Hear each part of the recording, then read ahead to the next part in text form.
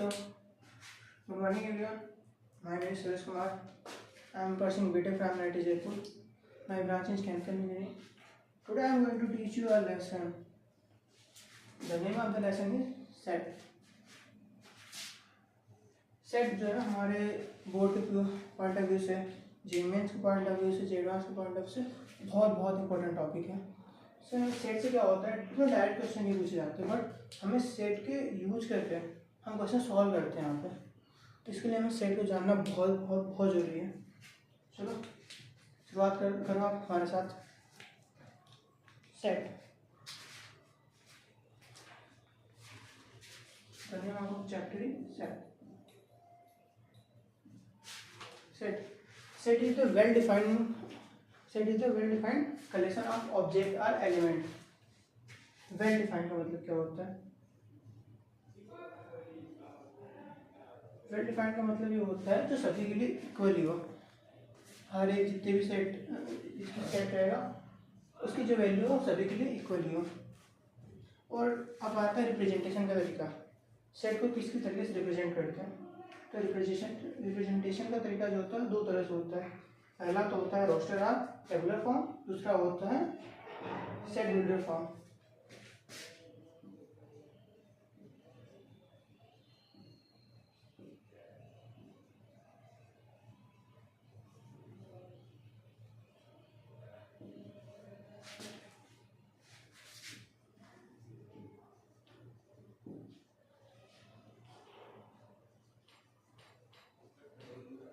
First thing जो हम देखेंगे कि इनमें डिफरेंस क्या होता है. सेट बिल्डर फॉर्म में क्या डिफरेंस होता है और रोस्टर फॉर्म में क्या डिफरेंस होता है.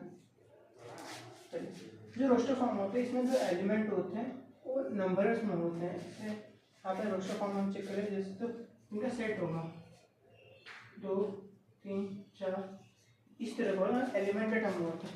जबकि सेट बिल्डर फॉर्म्स में हमारा जो एलिमेंट होता है, तो मान लें आप सेट है, रिप्रेजेंटेशन करता है इसका 1 4 9 16.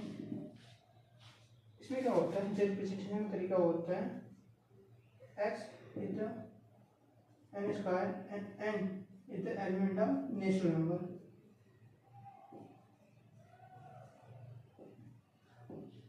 कुछ इस तरह से होता है रिप्रेजेंटेशन का तरीका. तो हम इतना समझ आ गया कि जो रोस्टर फॉर्म होता है इसमें हम सेट बनाते हैं तो एलिमेंट को नंबर्स फॉर्म पे रिप्रेजेंट करते हैं.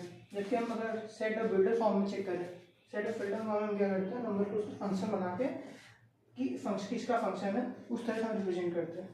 फंक्शन हम नेक्स्ट चैप्टर में पढ़ेंगे.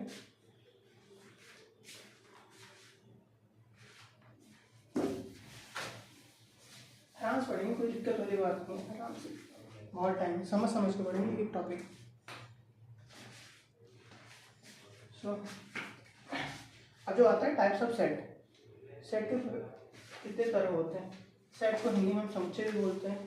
जो हिंदी मीडियम इंग्लिश मीडियम मैं दोनों को लेकर चलूँगा साथ में. तो टाइप्स ऑफ सेट, पहला जो आता है एम्प्टी सेट.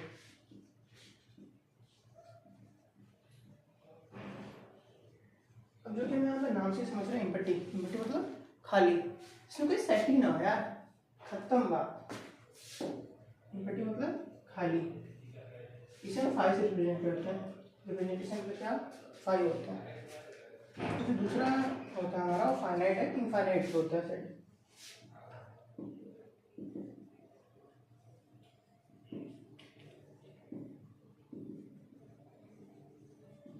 फाइनाइट है, इनफाइनाइट सेट. फाइनाइट सेट और इनफाइनाइट सेट जितना जैसे हमें नाम से पढ़ने समझ आ रहा है. फाइनाइट मतलब जो सेट में एलिमेंट होंगे, नंबर ऑफ एलिमेंट फाइनाइट होंगे. फाइनाइट मतलब काउंटिंग किए जा सकते हैं. इनफाइनाइट का मतलब होता है काउंटिंग नहीं किया जा सकता. सिंपल सी बात है, नाम में मतलब छिपा इसका. अब चलते हैं फाइनाइट. जैसे यहाँ पे 1 2 3 4 5 8 9 तक ले ले, m तक ले लो तुम. ये क्या होता है फाइनाइट. इनफाइनाइट में क्या हो जाता है, बस ज़्यादा कुछ चेंज नहीं हो जाता. बस होता है क्या 1 2 3 4 बस ये टर्म जो है इनफाइनाइट चले जाती है. थर्ड जो हमारा तीसरा यूनिट आता है समुच्चय. उसका नाम है इक्वल सेट। हमारा नेक्स्ट आता है इक्वल सेट। इक्वल सेट मतलब क्या, बराबर का सेट। बस मतलब जैसे ए है, अगर ए के जो एलिमेंट है तो बी के एलिमेंट दोनों बराबर हो तो दोनों क्या हो जाते हैं, इक्वल सेट हो जाते हैं। जैसे मान लो ए है, ए का एलिमेंट है 1 2 3, बी का भी सेम एलिमेंट है 1 2 3, ये दोनों जो होते हैं एक दूसरे के इक्वल सेट हो जाते हैं। सिंपल सी चीज़ है, समझ के पढ़ेंगे आराम से, कोई लोड नहीं है अपने। अब हमारा नेक्स्ट सेट आता है सबसेट। सबसेट है सुपरसेट।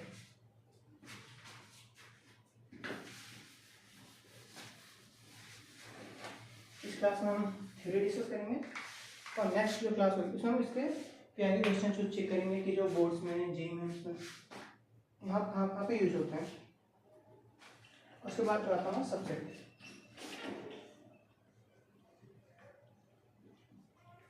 सबसेट है सुपरसेट।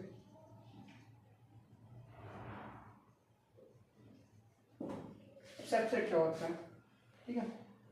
तो नॉर्मली सबसेट क्या करते हैं हम, जैसे कि ए है, ए और बी का एग्जांपल ले लेते हैं।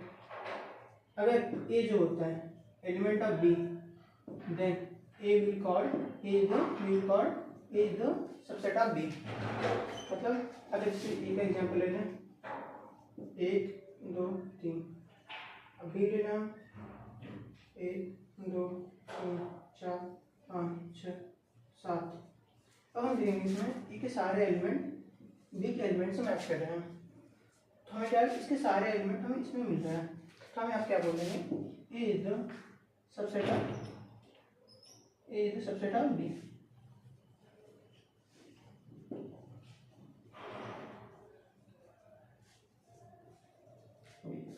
अब सुपरसेट क्या होता है, सुपरसेट बी को हम यहाँ पे सुपरसेट बोलेंगे क्योंकि बी के अंदर ए के सारे एलिमेंट मिल जा रहे हैं।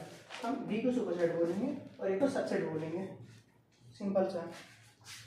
तो हमने जो नेक्स्ट सेट है जो हम करेंगे, हमारे नेक्स्ट सेट है उसका नाम है पावर सेट।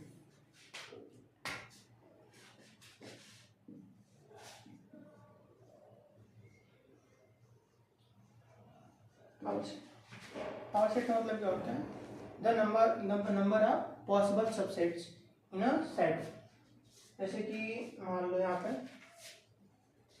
1 है 2 है 3 है, इसकी पॉसिबिलिटी क्या हो सकती है, या तो एक सबसेट बन सकता है इसका, the combination of all possible subsets, इसका पावर सेट 2 होगा 3 होगा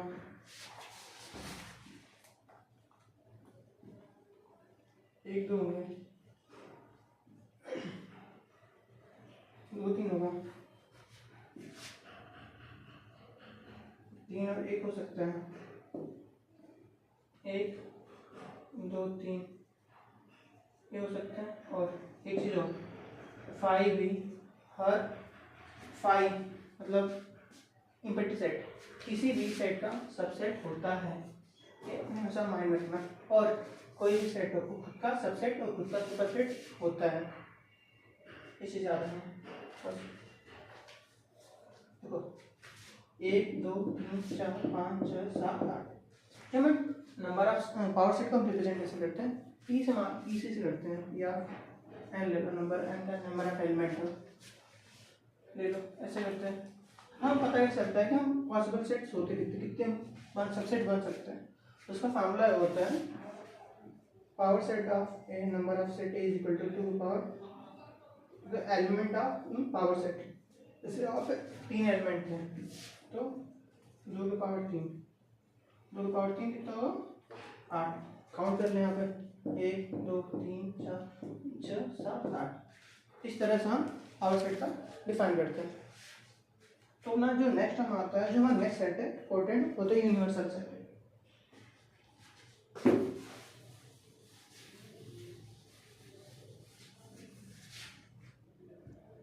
जो हमारा नेक्स्ट सेट है वो universal set.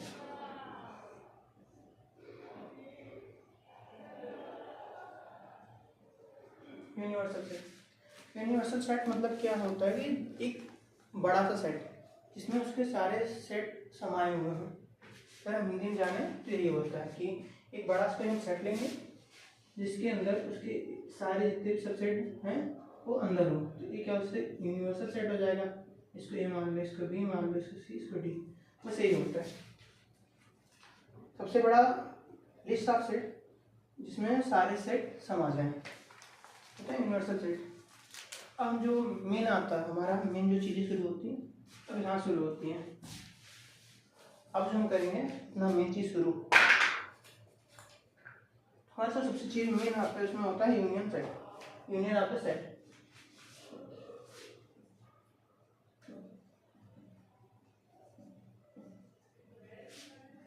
Union of the set. इसे प्रेजेंटेशन करके यूज होता है। ठीक करते कैसे, फाइल कैसे करते हैं, मान लो ये है, एक एलिमेंट सेट होगा, एलिमेंट 1 2 4, बी को ले लो 2 4 6। जब ए यूनियन बी करेंगे तो हम क्या करते हैं, एक लिख 1 2 3 4 6, हमें जो कॉमन होता है उसको एक बार लिखते हैं और बाकी बची हुई चीज़ों को भी एक बार लिखते हैं। जैसे हमारे 2 और 4 कॉमन होते हैं, 1 2 और 4, हाँ 2 और 4 कॉमन होते हैं, तो 2 और 4 हमने फिर एक को एक बार लिख लिया, 2 और 4 कॉमन थे, 2 4 2 4, और जब बाद में 6 बचा 6 को लिख देंगे। ये हो जाता है हमें यूनियन सेट। इसका अपना फार्मूला होता है, नॉर्मली हम चेक करें, फार्मूला होता है number of A union B equal to N B minus N A intersection B. अगर मुझे ग्राफ के लिए समझाएं तो मान लो एक यूनिवर्सल सेट है यू, यूनिवर्सल सेट, इसके अंदर दो सेट है A B, set A set B. अब हमें ए यूनियन बी का मतलब क्या होता है, ये जो पूरा एरिया है ये होता है यूनियन बी। निकालने का तरीका ए कर दिया बी बी, बट अगर हम एक बार चेक करेंगे ये वाला पार्ट जो कॉमन पार्ट है दोनों में, ये दो बार ए में भी आ गया बी में भी आ गया, इसीलिए हम इसे माइनस करते हैं ए यूनियन बी के टर्म्स में। इंटरसेक्शन अभी हम आगे देखेंगे। इंटरसेक्शन क्या होता है, जो हम नॉर्मली कॉमन लेते हैं चीज़ें जो दोनों कॉमन हो, इंटरसेक्शन बोलते हैं। अब कुछ प्रॉपर्टीज होती हैं जो यूनियन के में यूनियन ऑफ सेट की जो हमें बहुत जरूरत होती है और जो जाननी चाहिए हमें, और ये दोनों में हिंदी इंग्लिश दोनों बताऊंगा, वर्बल बताऊंगा, लिखने का करूँगा ज़्यादा लंबा समय हो जाएगा। सबसे पहले होता है commutative law, A union B is equal to B union A. इसको हम इंग्लिश में बोलते हैं कम्यूटेटिव लॉ, और हिंदी में अगर बात करें, हिंदी में बोलते हैं विनिमय नियम, विनिमय का नियम। और सेकंड जो हमारा होता है वो होता है A union B union C is equal to A union B union C. इसे इंग्लिश में लिखे तो हम एसोसिएट लॉ बोलते हैं, और हिंदी में लिखे थे इसे सहयोगी नियम बोलते हैं। इंग्लिश में एसोसिएट, हिंदी में सहयोगी।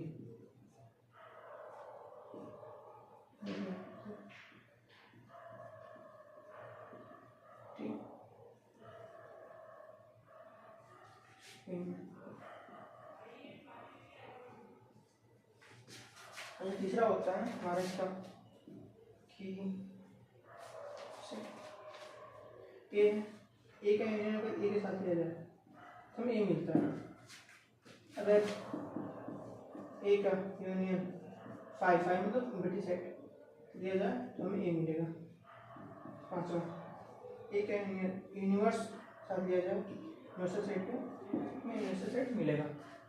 अब सेम ऐसी चीज़ें इंटरसेक्शन में बहुत ज़्यादा सिमिलर है, लगभग ऐसे ही है। इंटरसेक्शन ऑफ सेट,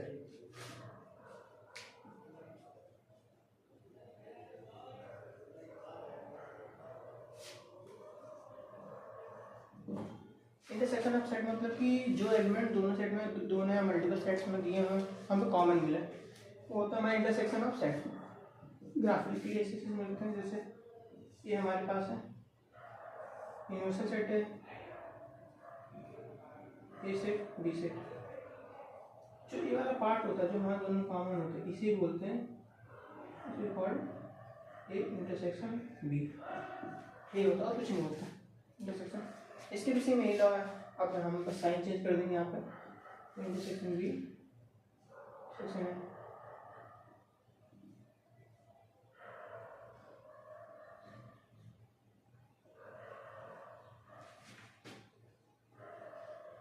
हमारा चेंज हो गया यहाँ पे, अगर ए और 5 इंटरसेक्शन लें, मतलब 5 मतलब कुछ नहीं, इंटरसेक्शन लें हमें जो मिलता है वो मिलता है हमें 5, और ए और यूनियन इंटरसेक्शन लें हमें जो मिलेगा वो ए मिलेगा। ग्राफिकली हमें समझना चाहें जैसे कि ए या बी है, इंटरसेक्शन बी या ए का करें, ए या बी का सेम, तो वैसे ही ए से ए का इंटरसेक्शन सेम ही होगा, ए है दो इंटरसेक्शन तो ही हो जाएगा सेम। ए और 5 मतलब कुछ है ही नहीं, जब कुछ है ही नहीं काम क्या ही लोगे उसमें से, इसलिए 5 कर देता है। ए इंटरसेक्शन यू, से मान लो ए यूनिवर्सल सेट है, इसके अंदर एक सेट है यू, ए यूनिवर्सल सेट। अब ऑलरेडी इसके पूरे अंदर ही है, तो कॉमन अगर लेंगे तो हमें यही बचेगा ना, जाहिर सी बात है। बस ये छोटे छोटे नियम है। अब आता हमारा कॉम्प्लीमेंट्री सेट।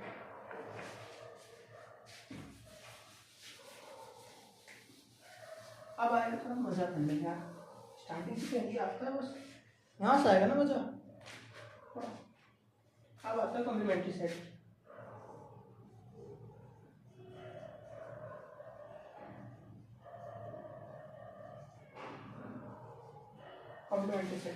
कॉम्प्लीमेंट्री सेट को हम रिप्रेजेंट करते हैं ए से करते हैं, इसका मतलब होता है यूनियन में से ए घटा दो। जैसे कि मान लो मैंने दिया था बॉक्स, इसे हमने यू से रिप्रेजेंट कर दिया, इसके अंदर ए। अब जो कॉम्प्लीमेंट्री होता है इसका मतलब होता है कि ए के बाहर का बचा हुआ जितने भी पार्ट से बच चुका इसकी बस यही होता है। जैसे कि मान लो यू की वैल्यू ले लो 1 2 3 4 5 6 7, ए की वैल्यू ले लो 3 4। अब जो एक कॉम्प्लीमेंट्री होता है इसका मतलब जो कॉमन वाला चीज़ें हैं इसमें से हम कट कर देंगे 3 4, जो बचेगा वही हो जाता है कॉम्प्लीमेंट्री। 1 2 3 4 5 6 7 मतलब कॉम्प्लीमेंट्री। अब इसके भी कुछ नियम लॉ है। जैसे पहला होता है कॉम्प्लीमेंट लॉ। कॉम्प्लीमेंट लॉ में ये होता है कि ए का यूनियन किया जाए ए कॉम्प्लीमेंट्री के साथ, हमारा यूनियन है। जैसे ये लो यार, देखो इसके बाहर वाली चीज़ें इसके बाहर अंदर, इसके अंदर वाली दो,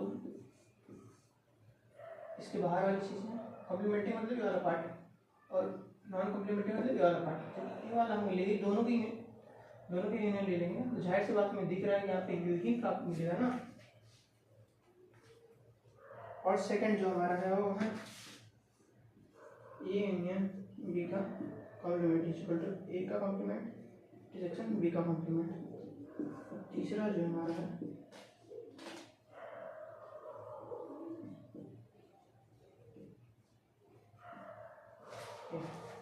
कॉम्प्लीमेंट, ये 2-3 है। हाँ, एक लास्ट वाला होता है डबल कॉम्प्लीमेंट। चौथा जो है डबल कॉम्प्लीमेंट।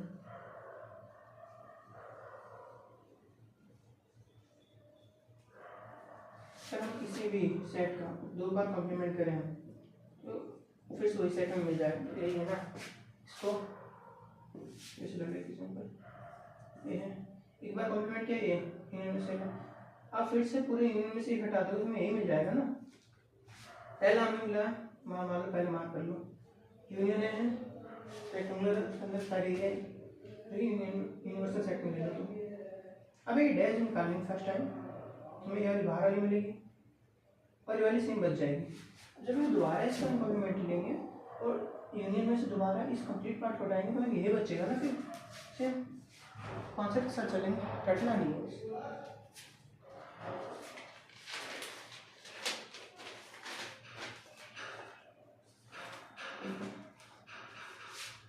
लास्ट में होता है law of impactive universal set. Impactive universal set का मतलब क्या होता है? अगर फाइव डैश निकालें हम, इसका होता है यू, और यू डैश निकालें, इसका होता है फाइव। जैसे यू है, यू में से यू को घटा दो, कितना बना लिया। अब इसमें से इस कंप्लीट घटा देता बच्चा, फाइव कुछ बचा ही नहीं ना, यू है, यू में से यू घटा दे, फाइव बचेगा ना। अब देखो यू डैश है और फाइव डैश है, फाइव वैल्यू कुछ है ही नहीं, तो घटा दे, फर्क क्या पड़ेगा? कुछ भी नहीं पड़ेगा। हमें अब कुछ दो चार मैच में दो फार्मूले बचे हैं जो हमारा होता है सेट मारते हैं। तो फार्मूला लिखते हैं, ये फार्मूला शायद मैंने पहले से बता दिया आपको कि N A union B equal to N A plus N B minus N of A intersection B. दूसरा है number of A union B union C equal to number of A number of B number of C minus number of A intersection B minus number of B intersection C number of A intersection C plus number of A intersection B intersection C. अब देख लेते हैं कैसे आया, कैसे normally हम check करें, यहाँ पे बना ही लेते हैं, ठीक से बना ही लेते हैं कैसे आया, समझते हैं ना। समझने में जो मजा है वैसे कहाँ पर है, समझ ही करेंगे ये चीज़ें। सेट ए सेट बी और ये सेट सी हो गया, ए बी सी। अब number of set A, number of set B, number of set C, एक दो तीन, ये तीनों कॉमन हुआ 3 टाइम। एक बार कॉमन हुआ, दूसरी बार कॉमन यहाँ पर, तीसरी बार यहाँ पर। अब माइनस किया जा रहा है N A intersection B. A intersection B मतलब ए और बी का इंटरसेक्शन, ए वाला पार्ट, मतलब इसमें एक बार फिर से आ जा रहा है माइनस हो रहा है दूसरी बार। बी इंटरसेक्शन सी, तो बी इंटरसेक्शन सी करेंगे तो ए वाला पार्ट है, इसमें फिर आ गए। अब जब सी इंटरसेक्शन ए करेंगे तो ये फिर आ गया, फिर आ गया, मतलब 3 बार एडिशन हुआ था, 3 बार मल्टीप्लिकेशन हुआ था। अगर हम वैसा नॉर्मली चेक करें तो ये वैल्यू हमारी हट ही गई ना, 3 बार प्लस हुआ, 3 बार माइनस हुआ, हट ही गई ना। अब क्या होगा, इसको लेना भी तो एक बार, इसको एक बार लेने के लिए हम N intersection B intersection C कर देते हैं। पहले हमने ले लिए, फिर से बात आ तो 3 बार लिया, 3 बार घटा दिया, बचा क्या, ये वाला पार्ट हमारा बच गया ना, तो हमें लेना ही पड़ेगा ये।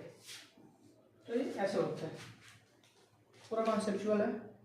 और अब हाँ एक चीज़ और, हम सेट्स को रिप्रेजेंट करने में तरीके होते हैं, जैसे अभी 4 तरीके होते हैं, और जो हम ब्रैकेट की तरह यूज करते हैं तो मैं बता देता हूँ। पहली चीज़ें जो होती हैं, जैसे कि मान लो रिप्रेजेंटेशन तरीका क्या होता है, कोई एलिमेंट है एक्स, मान लो 2 के बराबर है, इसके बीच में, तो ये रिप्रेजेंटेशन का जो तरीका होता है वो क्लोज ब्रैकेट में लिखते हैं, 2 6 तो 6, इन दोनों के बीच का मतलब क्लोज ब्रैकेट है, इसके भी बराबर हो सकता है, इसके भी बराबर हो सकता है, इनको लेके चलना है। क्लोज का मतलब होता है जैसे 2 3 4 5 6 5 6 7 ऐसे, एक है क्लोज मतलब इसको लेके चल रहा है, समझे। अब जो दूसरा होता है इसमें बता सकते हैं, कहाँ पे कर दिया x 6, इसमें क्या होगा, रिप्रेजेंटेशन का तरीका होगा 2 3 साइड करेंगे बट 6 साइड ओपन कर देंगे, पर मतलब इस बार क्या हुआ, हमें 6 को इंक्लूड नहीं किया, जब इसको इंक्लूड नहीं करते तो हम ओपन का साइन आते हैं। अब से मान लो ऐसे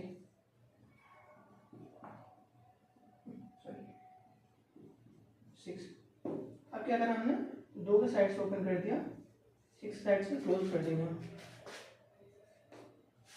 जो लास्ट में टर्म बनता है वो है 2, इस बार क्या किया ना, दोनों ही नहीं है, वो 2 से बड़ा है, 5 इससे यूँ लेंगे फिर तो ओपन में कर देते हैं, इसका मतलब ये होता है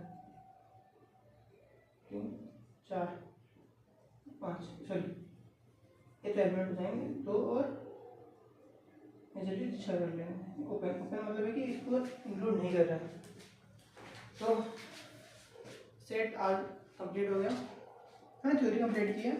आप कल देखेंगे तो इसका हो सका तो इसका जो क्वेश्चन आए हैं PIQ में आए हैं, बोर्ड एग्जाम्स में आए हैं, जैसे मैं यूपी बोर्ड से पढ़ाऊँगा तो मैं यूपी बोर्ड में चेक कर लूँगा कि ये चीज़ें क्या कौन कौन से क्वेश्चन पूछे गए हैं, कहाँ से कहाँ क्वेश्चन का रेफरेंस लिया गया है, और 2-4 मैं JEE के क्वेश्चन ले लूँगा, फिर मिलकर सॉल्व करते हैं।